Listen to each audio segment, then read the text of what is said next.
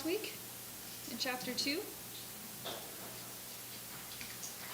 They were courting of all the virgins on the land, and they brought Esther. She met favor with what's his name, Haman?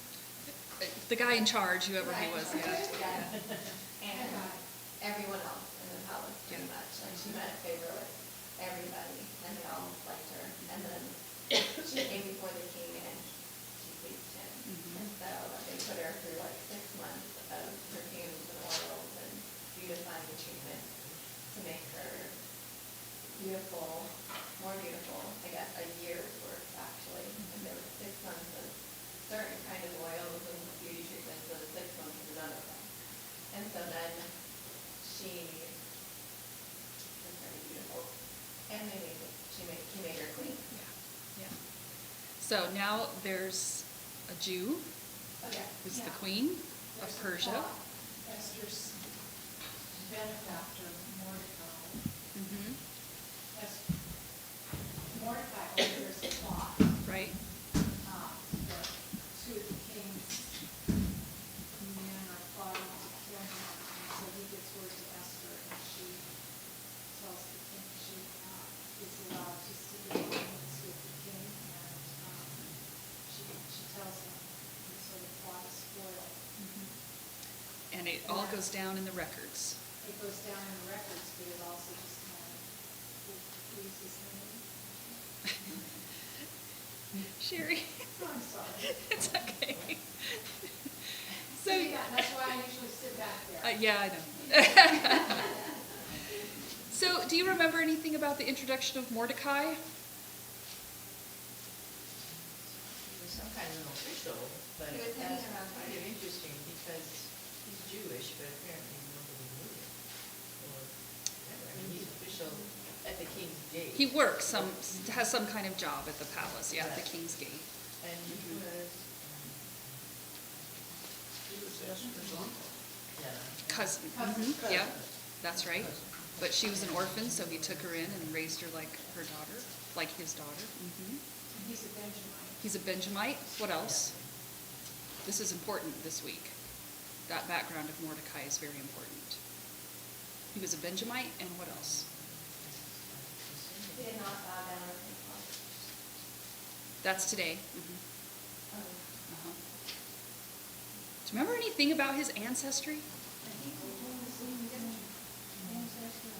He's somehow connected to the clan of King Saul. At least that's the assumption, because he has a grandfather and a great-grandfather who share the names of some ancient Benjamites who are connected to King Saul. And so, why would those names be mentioned? Because that's not typical in an introduction of a person in biblical narrative. Why mention those names unless what the author's doing is making it clear to us that Mordecai has some connection back to the clan of King Saul, and he's from the same tribe as King Saul. And it also mentioned, how did he get where he is? He had been carried away from Jerusalem among the captives, carried away with Jeconiah, king of Judah, whom Nebuchadnezzar, king of Babylon, had carried away. Right. So his great-grandfather, 100 years before this, had been taken into exile by King Nebuchadnezzar. So the Jews are in Persia because of their own sin, because of their rebellion against God's covenant. That's why they're in the situation they're in. And then we get this ancestry about Mordecai, his tribe, and that he's somehow connected to King Saul. Now that's going to be important today. All right, anything else you remember from last week? Well, the other thing I would mention is just that Esther's been told not to tell anyone she's a Jew. So whatever's going on with the Jews, they don't have most favored nation status in the Persian Empire. I expect they're probably kind of insignificant. But whatever the case, Mordecai doesn't want anybody knowing that she's a Jew. Okay, so let's look at chapter 3. After these events, King Xerxes honored Haman, son of Hammedatha the Agagite, elevating him and giving him a seat of honor higher than that of all the other nobles. All the royal officials at the king's gate knelt down and paid honor to Haman, for the king had commanded this concerning him. But Mordecai would not kneel down or pay him honor. Then the royal officials at the king's gate asked Mordecai, "Why do you disobey the king's command?" Day after day they spoke to him, but he refused to comply. Therefore they told Haman about it to see whether Mordecai's behavior would be tolerated, for he had told them he was a Jew. When Haman saw that Mordecai would not kneel down or pay him honor, he was enraged. Yet having learned who Mordecai's people were, he scorned the idea of killing only Mordecai. Instead, Haman looked for a way to destroy all Mordecai's people, the Jews, throughout the whole kingdom of Xerxes. In the 12th year of King Xerxes, and remember if your translation says Ahasuerus, two different names for the same king. Then in the 12th year of King Xerxes, in the first month, the month of Nisan, they cast the pur, that is the lot, in the presence of Haman to select a day and month. And the lot fell on the 12th month, the month of Adar. Then Haman said to King Xerxes, there is a certain people dispersed and scattered among the peoples in all the provinces of your kingdom, whose customs are different from those of all other people, and who do not obey the king's laws. It is not in the king's best interest to tolerate them.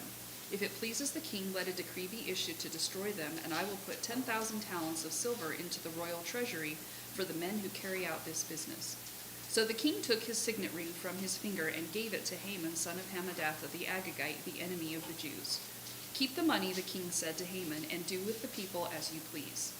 Then on the 13th day of the first month, the royal secretaries were summoned. They wrote out in the script of each province and in the language of each people all Haman's orders to the king's satraps, the governors of the various provinces, and the nobles of the various peoples. These were written in the name of King Xerxes himself and sealed with his own ring. Dispatches were sent by couriers to all the king's provinces with the order to destroy, kill, and annihilate all the Jews, young and old, women and little children, on a single day, the 13th day of the 12th month, the month of Adar, and to plunder their goods. A copy of the text of the edict was to be issued as law in every province and made known to the people of every nationality, so they would be ready for that day. Spurred on by the king's command, the couriers went out, and the edict was issued in the citadel of Susa. The king and Haman sat down to drink, but the city of Susa was bewildered. Okay, so how does chapter 3 open in verses 1 and 2? The promotion of Haman to advancing him, King Xerxes advanced him and set his throne above all the other officials. Yeah. Now, the way that chapter 2 ended, you would expect it would be Mordecai who would be honored right here. Because remember what Mordecai did at the end of chapter 2.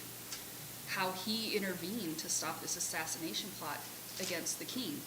You would expect then he's the one who gets promoted, but he's not. The person who gets promoted is this guy named Haman. And it tells us his background too, that he's the son of Hammedatha, who's an Agagite. And remember those 7 nobles that we saw who advised the king back in chapter 1? Well, Haman has now taken the number 1 spot among those 7 nobles. So I don't know what happened to Memucan, but here's Haman, who's now the right-hand guy of the king. He's got the king's ear, and the king commands everyone to bow down and give him honor. Now, what he's commanding when he commands them to bow down isn't worship. It's not that the king wouldn't put up with worship of anybody besides himself or his God. This isn't worship, this is just respect given to somebody who's in a powerful position. This is court protocol. This is royal protocol, like, curtsying to the Queen of England or something. So all the king's doing is saying, give honor to the person who's the right-hand man of the king. But, what happens at the end of verse 2? Mordecai won't do it. Mordecai won't do it. Mordecai won't bow down, and he won't pay him honor. Now, what does everybody say? In verse 3 then, verses 3 and 4. What do you mean, what does everybody say? Well, his colleagues. They asked him why he wouldn't obey. Mm-hmm. Sounds like they want to find a reason, like maybe he wouldn't have to. Like maybe he had to have a good reason not to bow down. Yeah. But Or maybe it's like, you better bow down. Why are you doing that? Like, you know what this king is like. You know what's going to happen if Mordecai just refuses to do what he's told to do.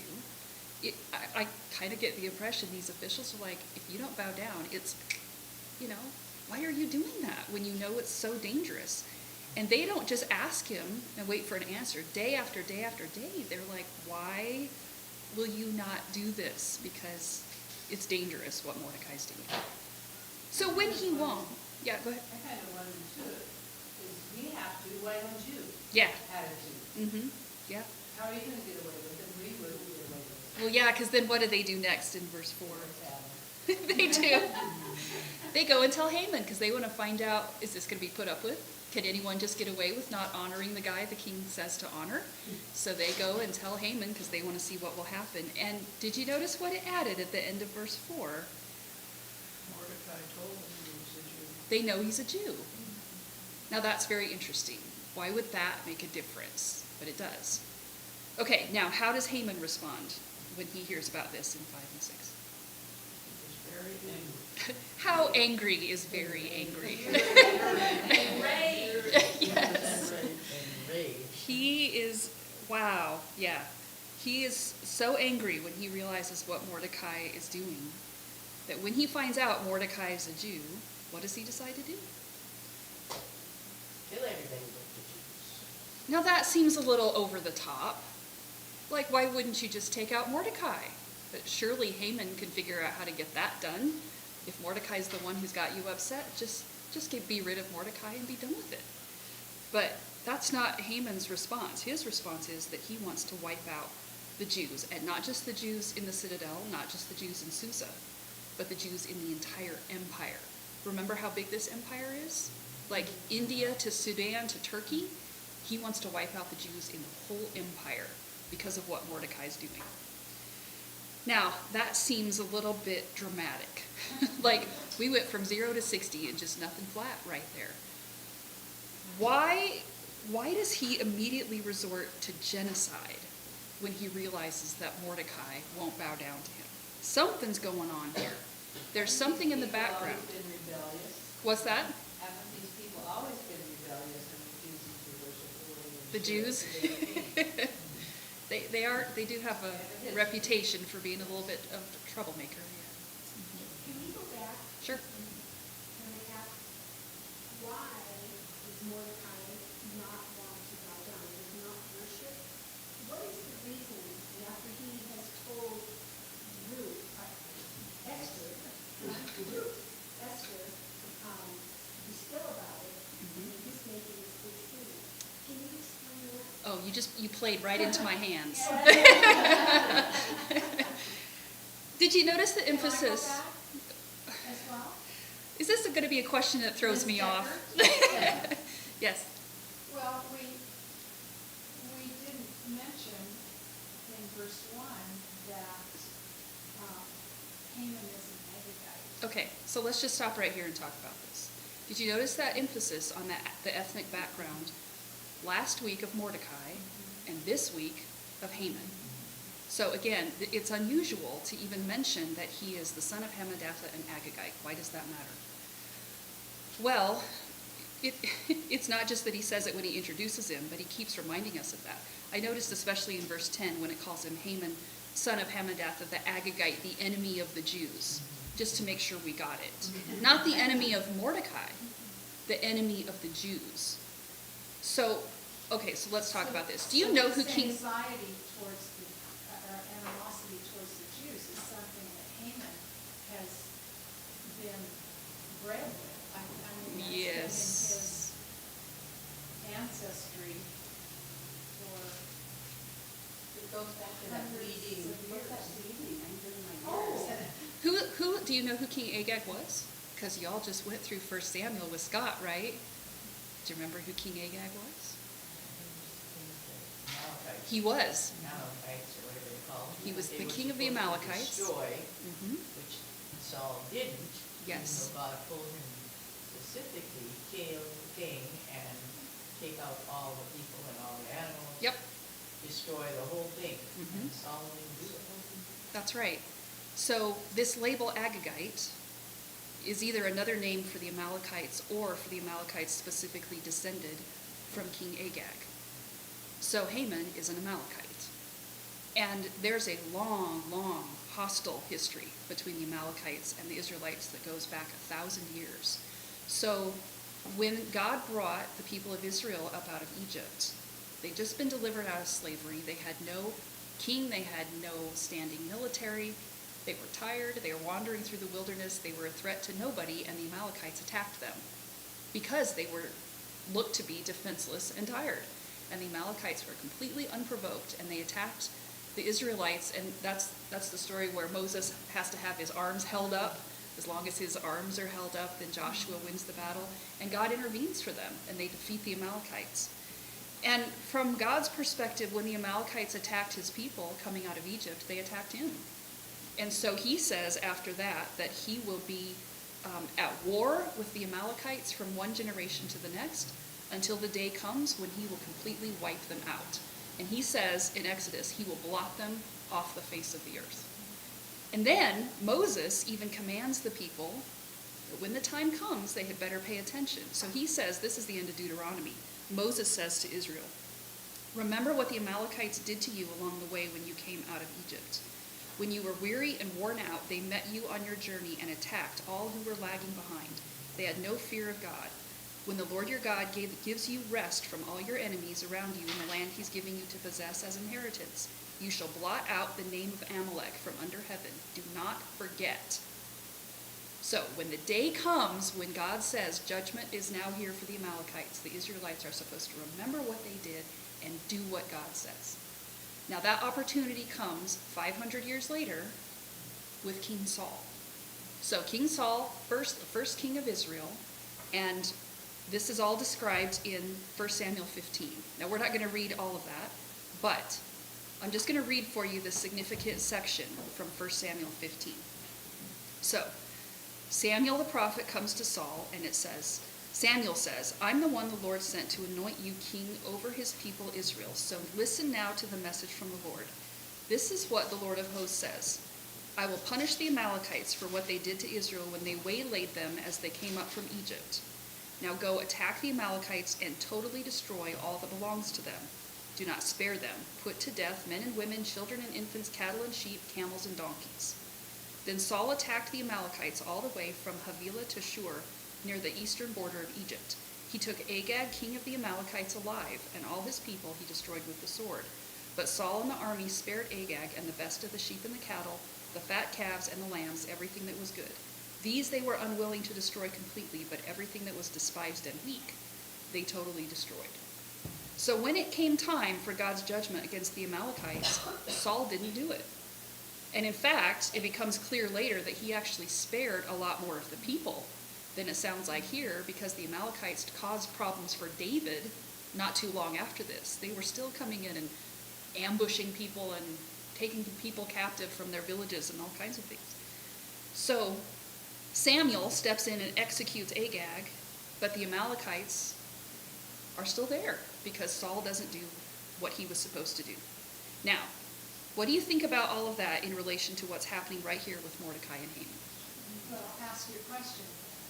Why didn't Mordecai want to bow down to Haman? That had more to do with also him being Yeah, it's because he's an Amalekite. Long-standing, God had a plan. He's going to finish the job. That's right. I mean, I know what you're saying. Yeah. I mean, that's the thing is this isn't about a personal conflict between Mordecai and Haman. This is about 1,000-year conflict between the Israelites and the Amalekites, and no self-respecting Jew would ever bow down to an Amalekite.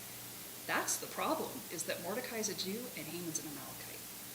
And I think that also explains why Haman reacts the way that he does.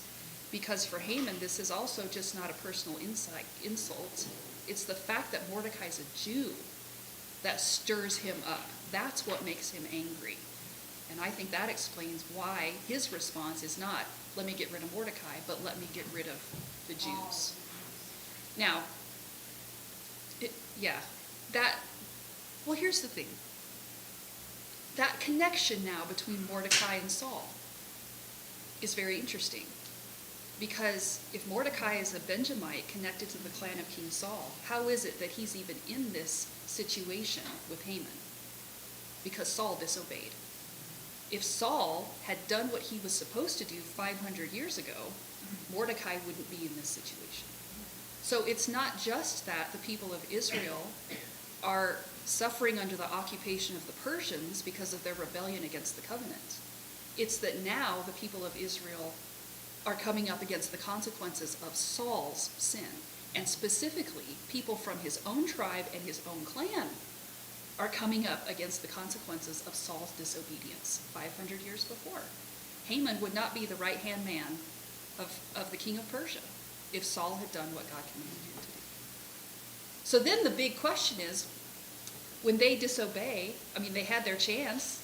Israel had their chance to take out the enemy, and they didn't do it. Does God's promise still stand? Does his promise still stand from Exodus? The promise to preserve his people and the promise to wipe out the Amalekites? How in the world is he going to get that done?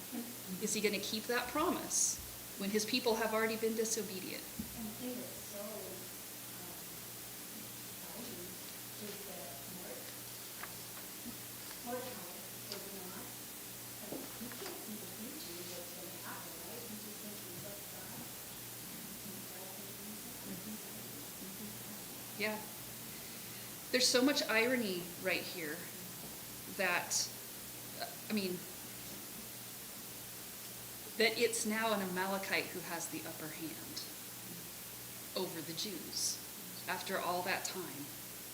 That God had promised to wipe out the Amalekites, but now it's an Amalekite who's threatening to wipe out the Jews. And how thoroughly is he threatening to do it? It sounds an awful lot like what God said back in Deuteronomy. When he said he's going to wipe out the Amalekites from the face of the earth, that's what Haman is now going to try to do to the Jews. He's going to complete, if he gets it done, this empire is so big, if he gets done what he wants to, he is going to wipe the Jews out from the face of the earth. So, God's promises in the background are super, super, super important right now, even though God never gets mentioned. Do those 1,000-year promises make a difference to the Jews and the way that they face this situation? And yes, I find it so contemporary and ironic, and I'm not sure what the word would be, because when people read God's direction to wipe them out, animals, all the way, people not trusting God and reading the Bible, they go, that's really cruel. Why would God do that? I don't get it. That seems so brutal. Of course they didn't want to do that. They stand outside God's providence and look in and go, that's really awful. Why would you do that? They don't, we don't sometimes see. God has a purpose that's going to be 1,000 years ahead, 500 years ahead. It's not evident at that point at all. It's going to come to fruition much further down the road, but they continue to try to destroy God's people. And it's interesting when you mention that. I was thinking that same thing in regard to judges. How many people get very upset at the kind of, just the warfare that God commands against the Canaanites in the book of Judges. And how many people say that's a horrible thing that God tells them to do. Well, here's the thing. What do you think would happen if the Israelites chose not to do it? What if they disobeyed and they didn't wipe out the people the way that God commanded? That's what happened. The whole book of Judges describes the fallout of their disobedience. And by the end of the book of Judges, they have become Canaanized. So they are treating they're in a civil war by the end of the book. They're treating the women terribly, they're treating the children terribly, they're fighting against themselves. They almost wipe out the tribe of Benjamin. That's what happens when they don't obey God's command. We know what the fallout is because the book of Judges describes what happens. And you're right, like nobody's looking 500 years in the future and thinking, oh, Saul's disobedience is going to have, consequences for us, but it does. Yeah. Were the Jews in any better position when they were exiled, like in Babylon and that, than they are here? Because it seems like God saved, build houses and have children and get married and everything. So weren't they in a way, positive exiles in these foreign lands? So when he comes to destroy them all, isn't that going to disrupt the commerce a bit? I don't know. I don't know how big the nation is, so I Yeah, don't know that's how true. much of an Maybe in effect it certain- will have. Maybe in certain areas.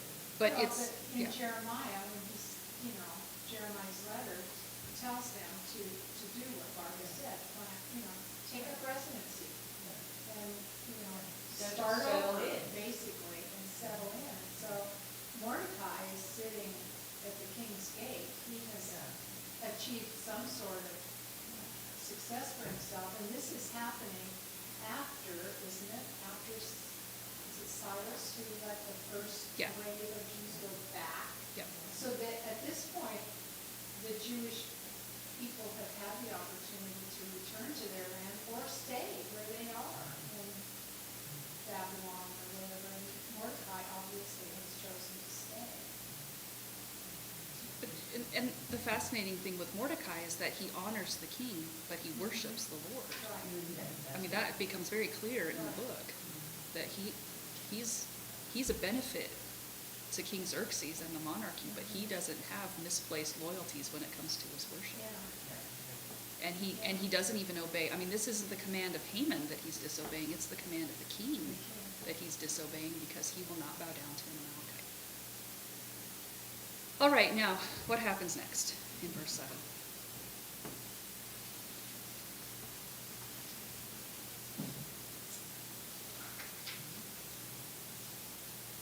Yeah, you tell us. Really?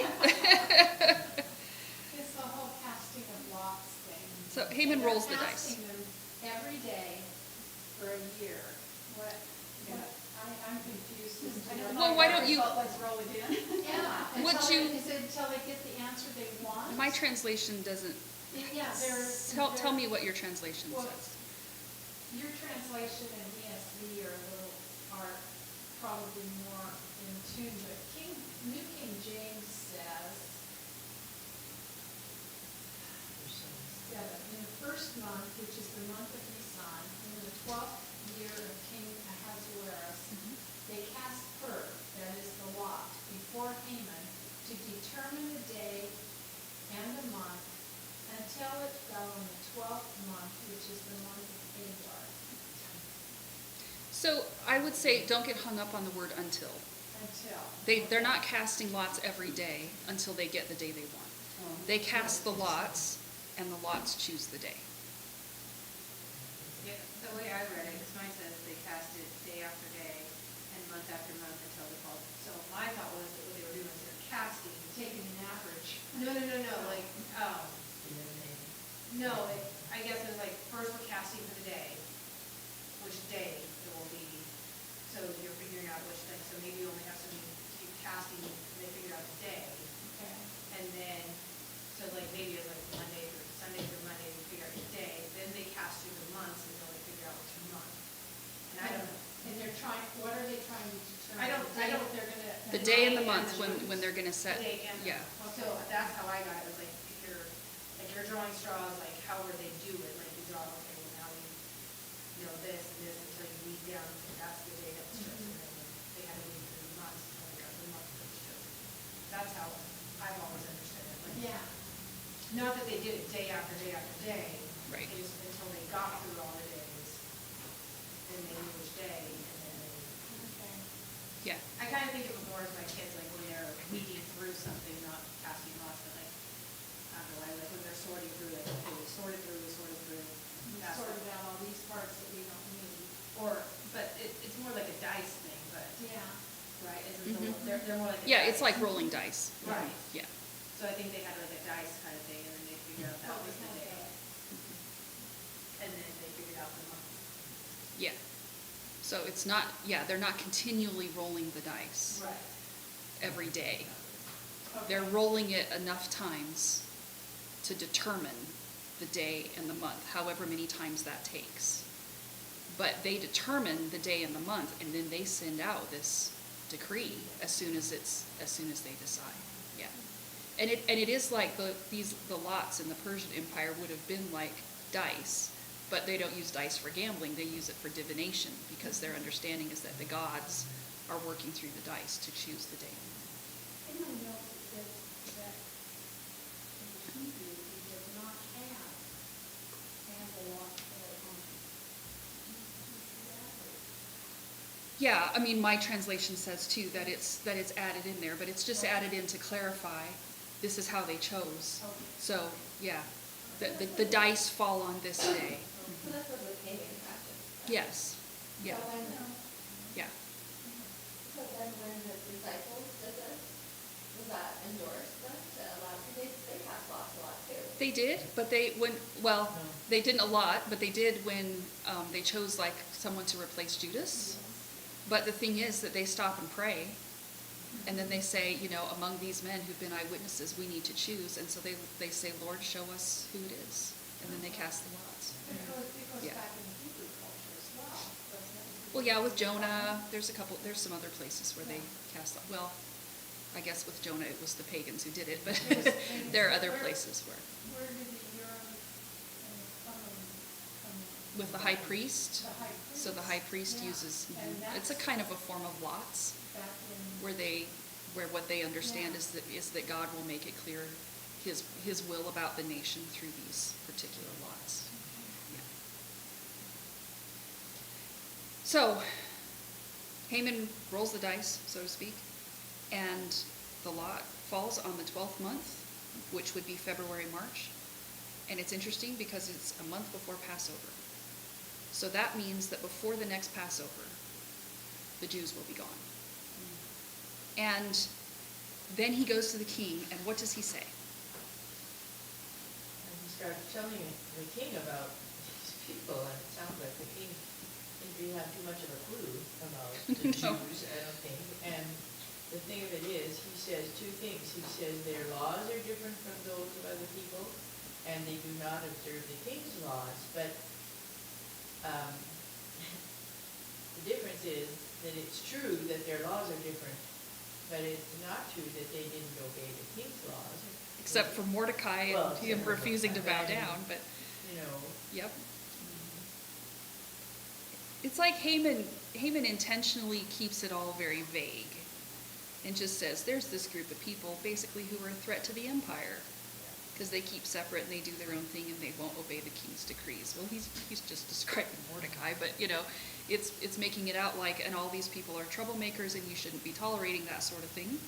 He makes it sound like it's a matter of national security, like the king had better do something and he's just looking out for the well-being of the empire. And It reminds me of Daniel, yeah, mercy. yeah. The king needs to eliminate this threat. And so Haman even offers to donate a significant amount of money, and it's a lot.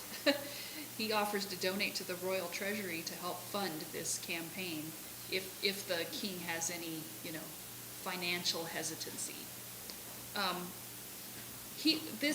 We just see Haman doing what the advisors did before.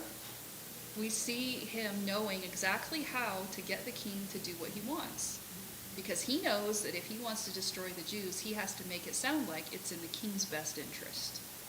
Although it's nothing in the world but Haman's anger at Mordecai and the Jews. But if he makes it sound right, if he just describes it the right way, he can totally manipulate the king. And that's what he does. So how does the king respond?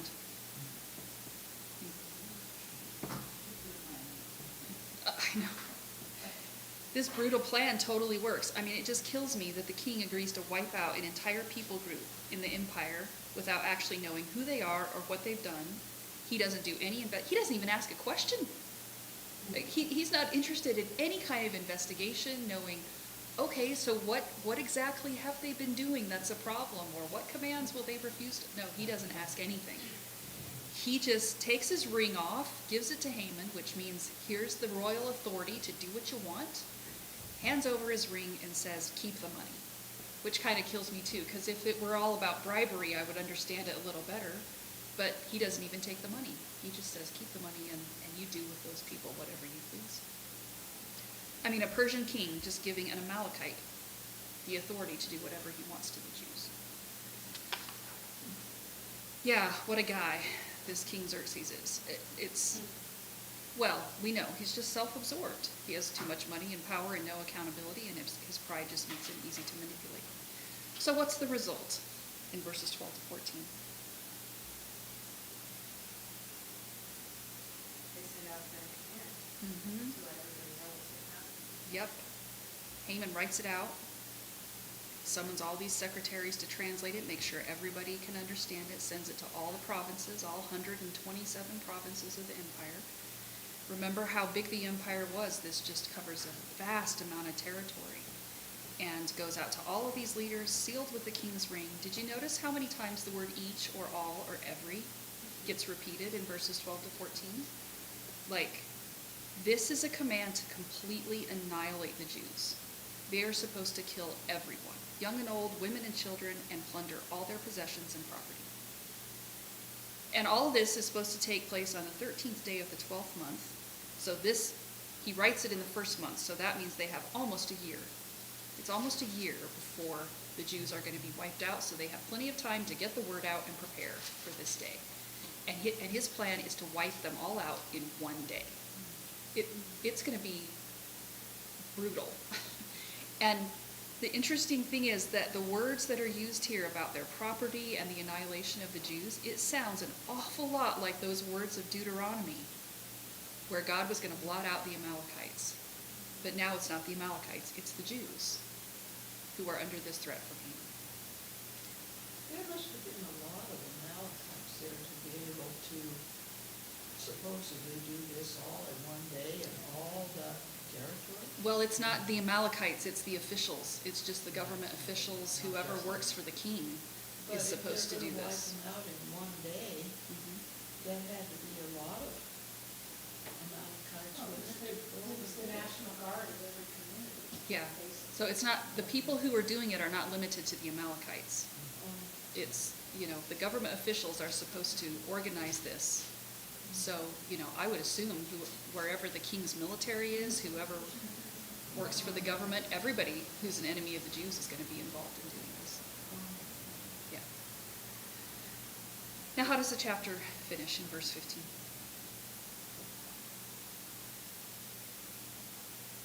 Hurried out to do it.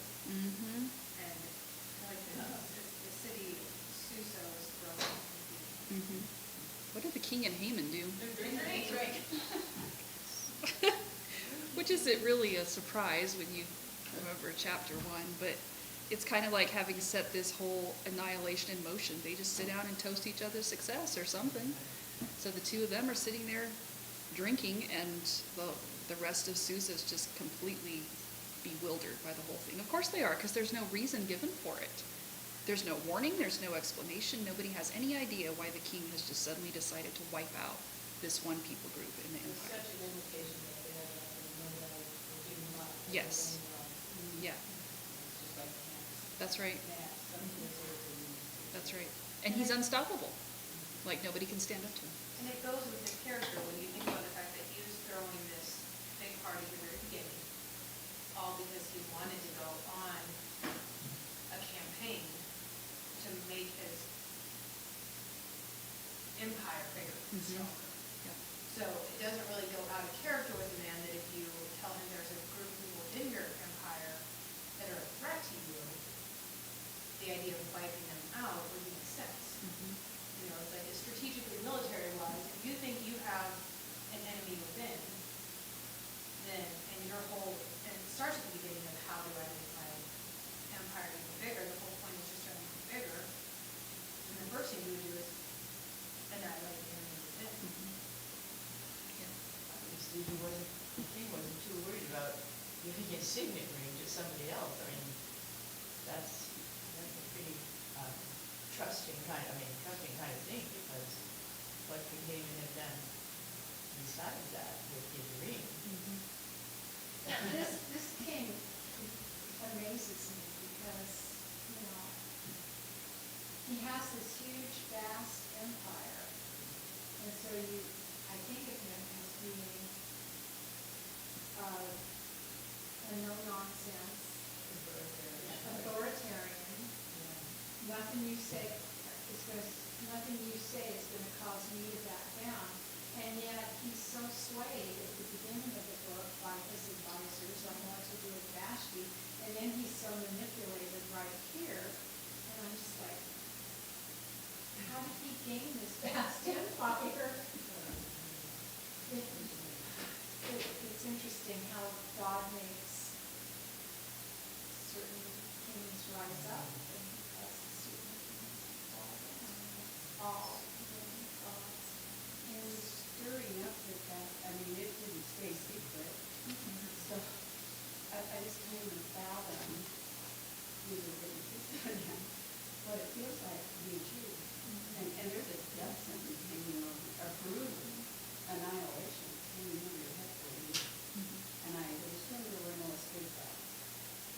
can't be revoked. And again, I mean, once the edict is passed, it can't be repealed. And like we spoke about earlier, these Jews have settled into these communities and become part of these communities.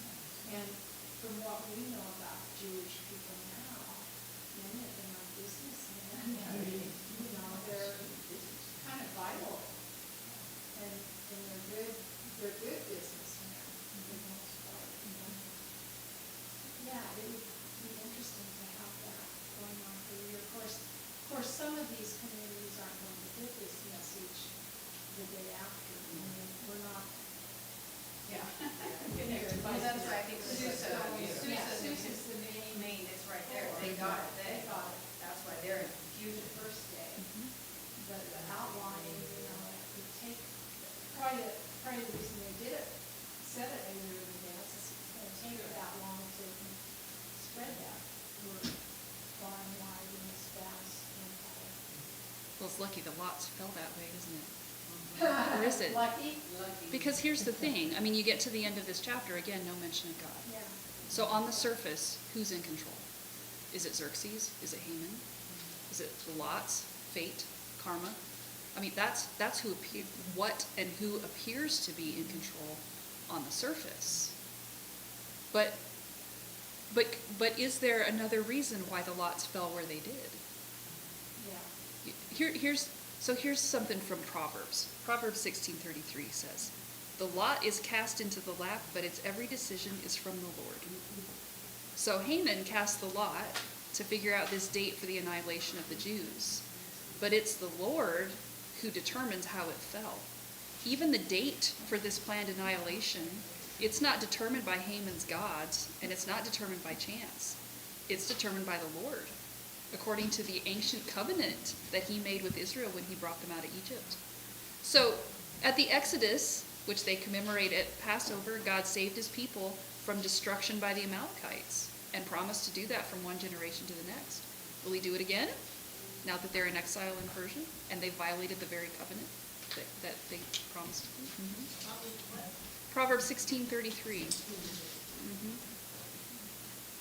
I ask, if you know all that background, you look on the surface, but you know the lots aren't in control. Xerxes isn't in control. Haman isn't in control, but God doesn't look to be there at all. He put Esther on the throne. Yeah. Well, and even the way it described Esther being put on the throne was everybody was doing things to her. They were bringing her, they were taking her, they were carrying her, who's in control? It feels like all these other people and forces are in control, but that's the big question of the whole book, is who is in control, and when it appears like God is absent, is he really in control, and how do we know? Do those ancient promises still stand when you can't see any of that stuff in the things around you? It looks like the opposite is about to happen. Will God fulfill those promises, and how will he do it? Well, is this relevant to us? I was just going to say, isn't this a wonderful book for us to study and reminder that oftentimes we don't see, it doesn't look like God's in control if you watch the evening news, but we need to remember in our hearts that he is. It's really a wonder how things are going to play out if you just look at the whole scene right now. And God's working these things all out. What about today? How is God working the nations out now? And where will his people, Christians, be and all of that?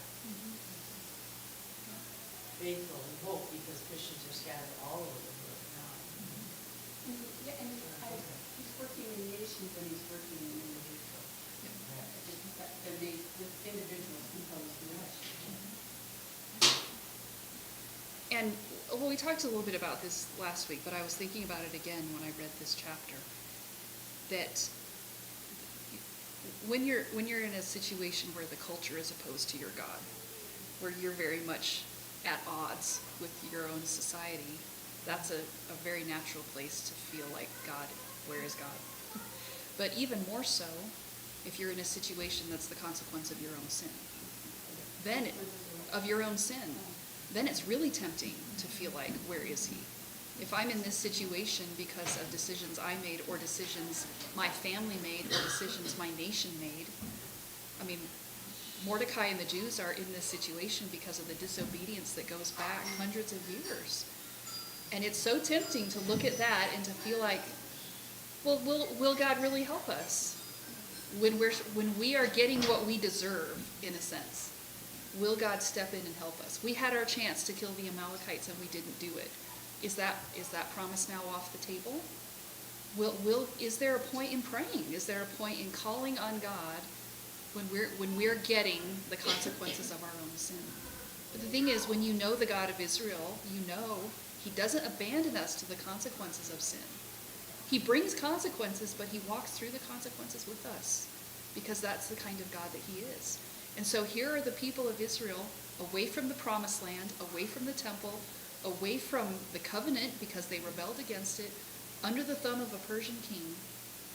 Will God be merciful to them there? Will he walk through the consequences of their sin with them there? Will he keep his promises to them there? Of course he will. And if he does that for them, he does it for us too. It's so tempting to me not to pray.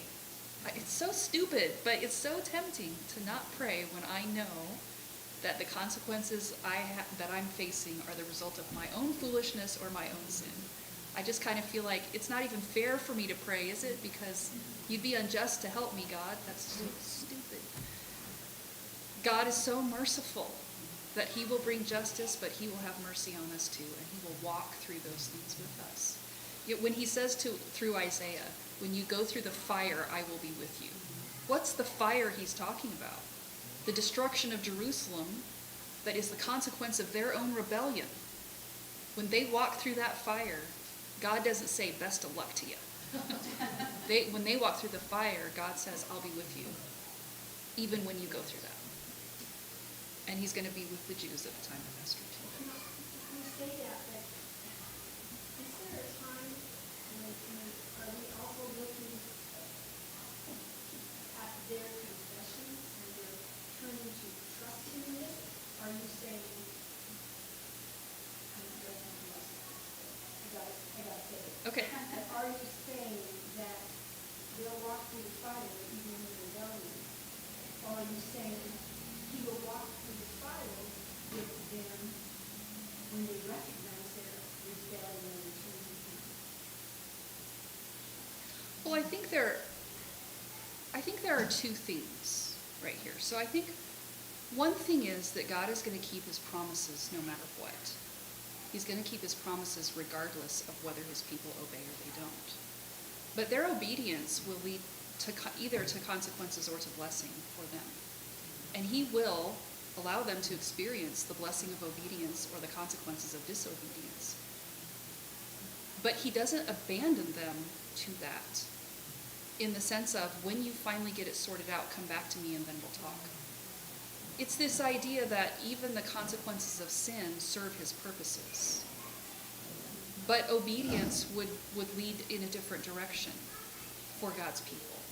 So, for example, back in 1 Kings, when he's talking to David and to Solomon, when he makes the covenant with David and he says about his ancestors, if you obey me and you keep this covenant, there will be blessing for you. If you don't, what will happen? Will the Messiah not come? The Messiah will come, but the blessing the people would have had will be lost. God will keep his promise, but the blessing of obedience along the way, they're going to miss out on if they disobey.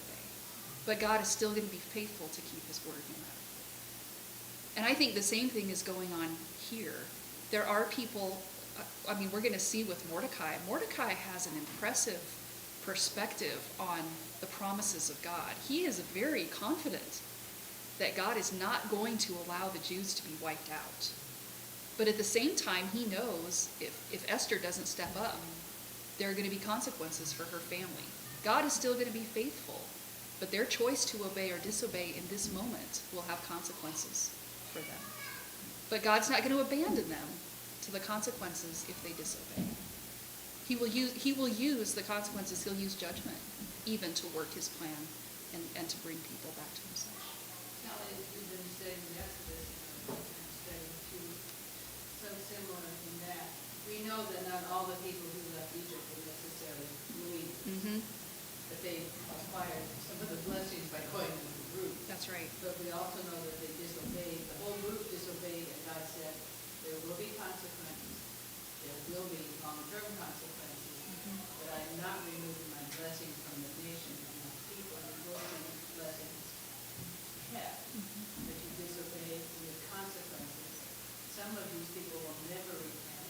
Right. With eternal consequences, but God's people will remain with him and be with him as they come along in faith and turn.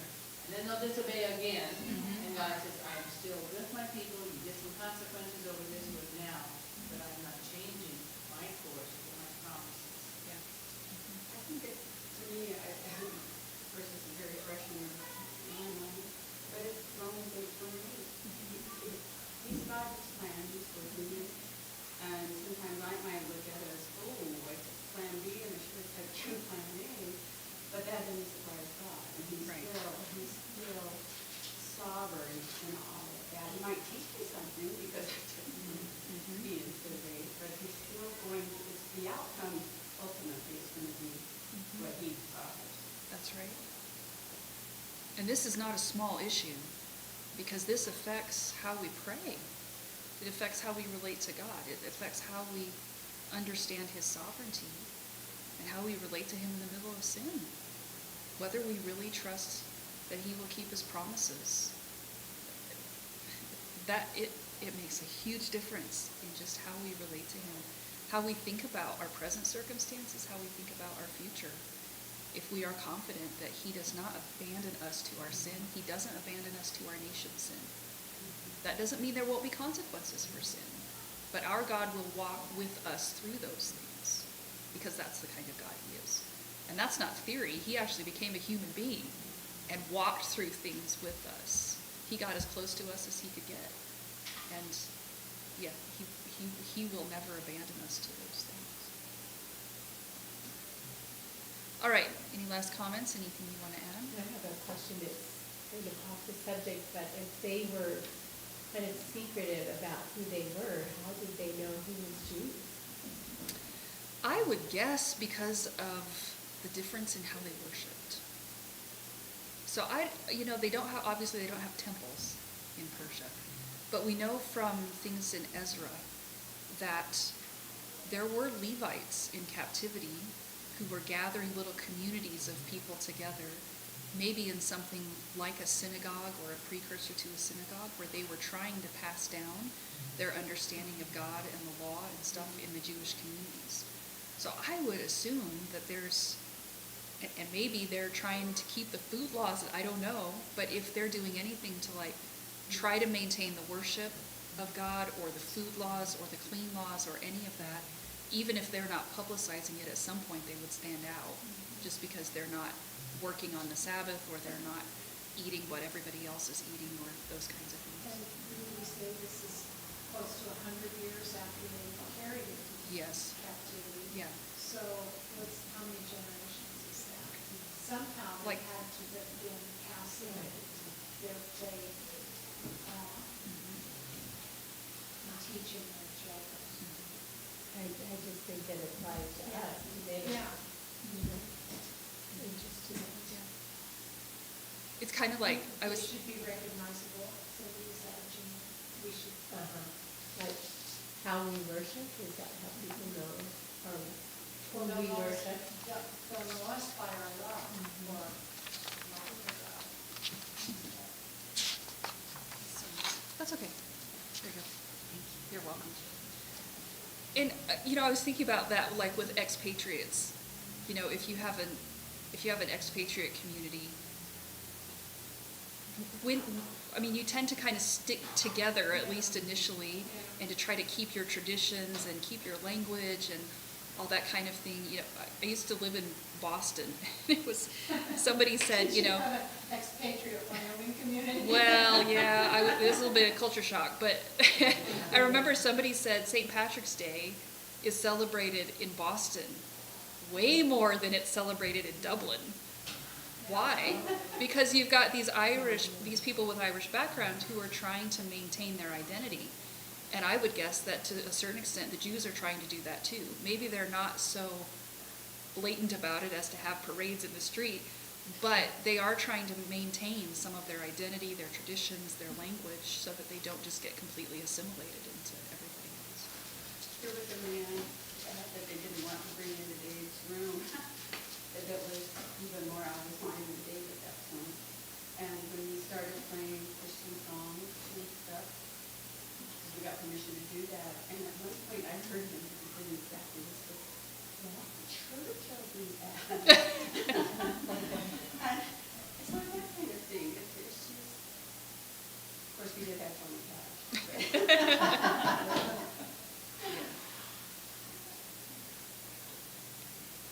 All right, we will stop there.